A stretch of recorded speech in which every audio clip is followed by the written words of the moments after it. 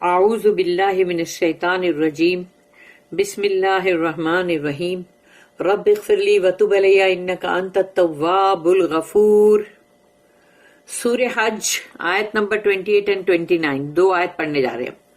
آیت نمبر 28، لیشہدوا منافع لہم ویذکروا اسم اللہ فی ایام معلومات علی ما رزقہم من بہیمۃ الانعام فکلوا منہا وَأَطْعِمُوا الْبَائِسَ الْفَقِيرَ رب اشرح لی صدری ویسر لی امری واحلل عقدۃ من لسانی یفقہوا قولی اللہم ارنا الحق حقا وارزقنا اتباعہ وارنا الباطل باطلا وارزقنا اجتنابہ، آمین۔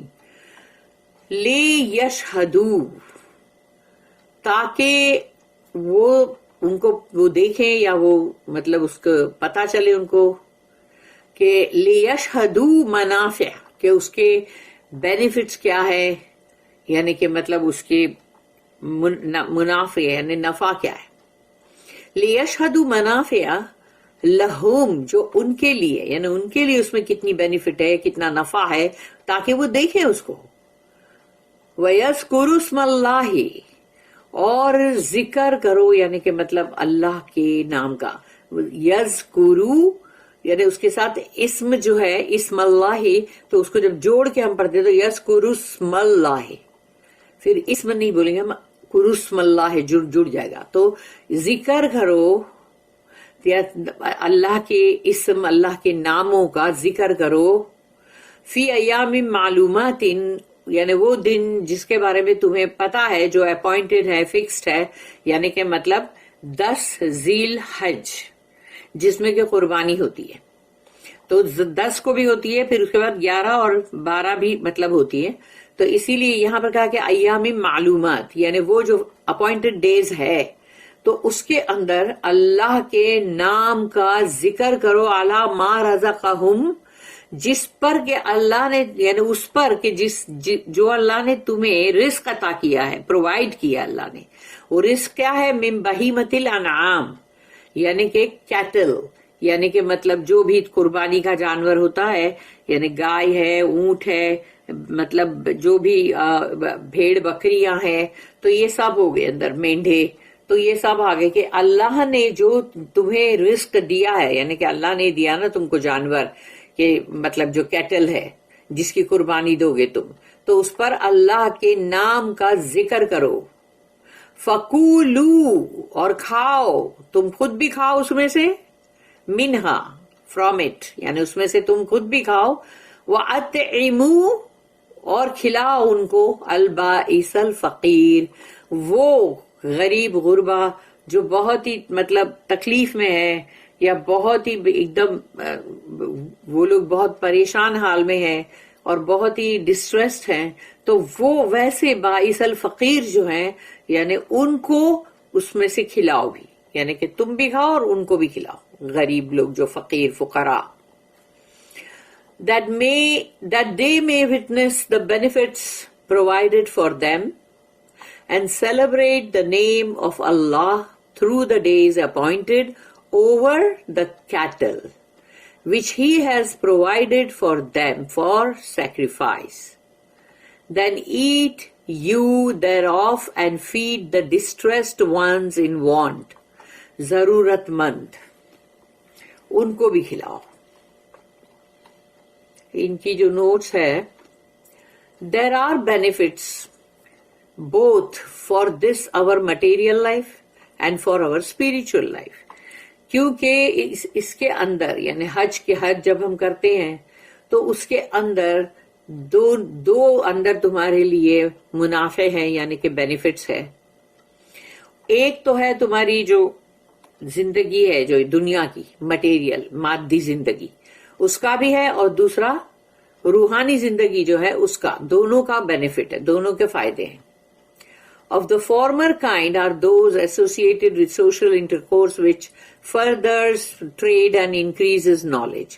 یعنی پہلا والا جو مٹیریل لائف کا ہے وہ یہ ہے کہ جب تم مطلب آتے ہو حج کرنے، پھر وہاں سمجھو کہ تمہیں दूसरे जैसे कि तुम व्यापारी लोगों से भी मिलते हो, तो तुम्हारा नॉलेज तो बढ़ता ही है, और साथ में तुम जो कुछ भी लेन देन करते हो मामला, तो वो तुम्हारी एक इनकम बनती है, यानी कि तुमको एक नया कुछ बिजनेस भी मिलता है। तो ये हुआ दुनियावी फायदा। Of the letter kind are the opportunities of realizing some of our spiritual yearnings in sacred associations that go back to the most ancient times।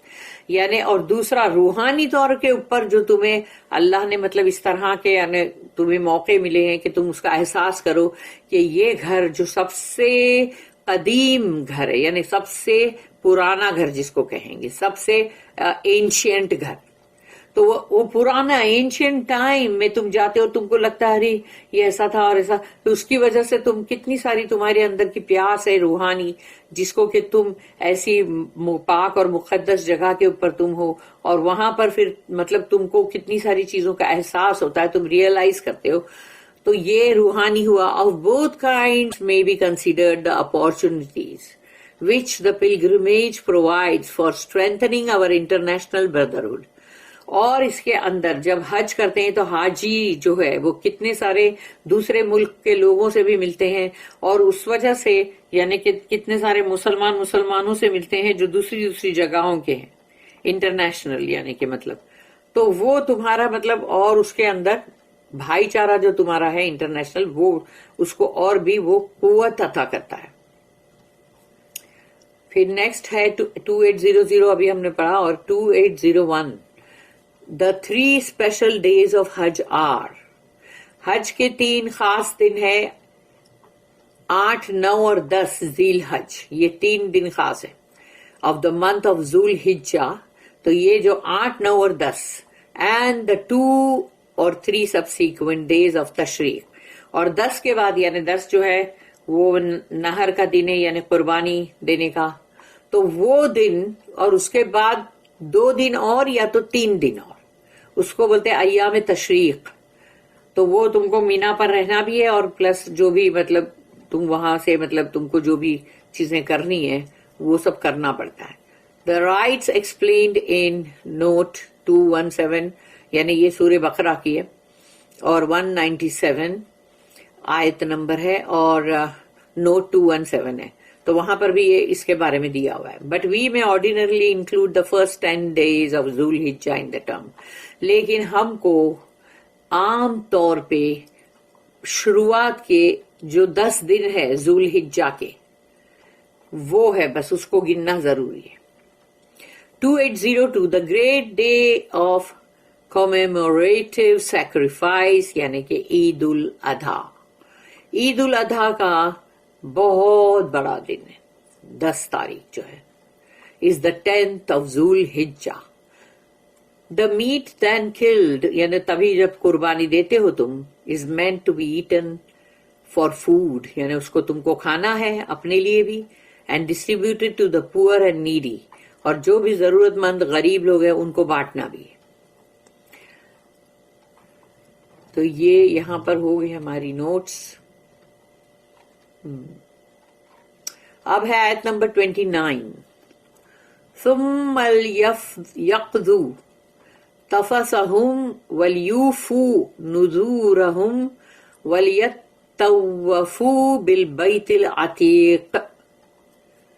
उसके बाद आयत नंबर 29 में अल्लाह ने कहा सुम्मा, उसके बाद, यानी सुम्मल यक़ज़ू, तो फिर पूरा करो, सब जितने भी अरकान हज के हैं वो पूरे करो।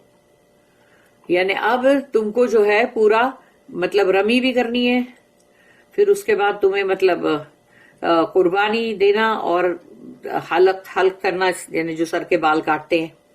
उसके बाद तुम अपनी सारी जो है तफासहुम का मतलब है तुम्हारी जो भी मैल कुचैल है उसको पूरा नहाओ धो, इतर लगाओ, अच्छे साफ सुथरे कपड़े पहनो। वलियूफू, और पूरी करो तुम्हारी जो भी तुमने कोई नजर नियत करके रखे हो कि भाई मैं वहां पर जाऊंगा तो ये भी कर दूंगा, इतनी खैरात कर दूंगा, या फिर जो भी तुमने माना होगा कि ठीक है भाई हरम शरीफ में मुझे ऐसी कुर्सियां रखनी है या कुछ भी, तो वो तमाम जो भी तुम्हारी नजर होगी उसको भी वहां पूरी करो। वलियूफू नुज़ूरहुम, और पूरी करो अपनी जो भी तुमने नियत करके आए हो कि ये करना ये करना ये करना।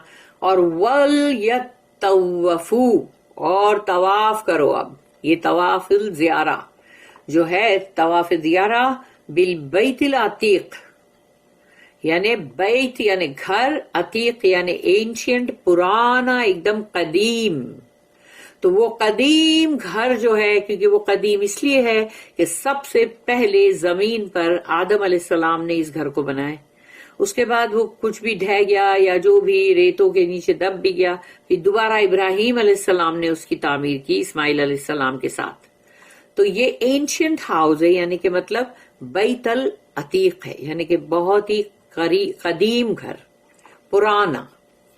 Then let them complete the rites prescribed for them, fulfill their vows, and again circumambulate the ancient house. تو اس کی جو نوٹس ہے 2803. تفاسا، تفاسا کا مطلب ہے جو بھی میل کچیل ہے، the superfluous growth on one's body، یعنی انسان کے جسم کے اوپر جو بھی چیزیں، جیسے ناخون، پھر جیسے کوئی بھی مطلب جیسے جو بال بڑھ جاتے ہیں بہت، تو یہ تمام چیزیں ہیں جس کو کہ تم مطلب پھر کاٹتے ہو.